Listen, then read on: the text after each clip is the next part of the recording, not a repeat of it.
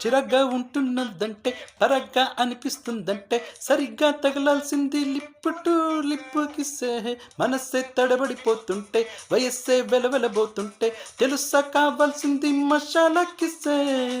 single ఉంటే ఎట్లుంటాది ఎంగిలి పడితే బాగుంటాది అర్థమైనా కానట్టుగా ఇలా ఫేస్ పెడతావే నువ్వంటే నాకు చాలా చాలా చాలా ఇష్టమే అది మాటల్లో నా చెప్పలేక ముద్దడిగానే నే నే నే నే ముద్దడిగానే నే నే నే నే నే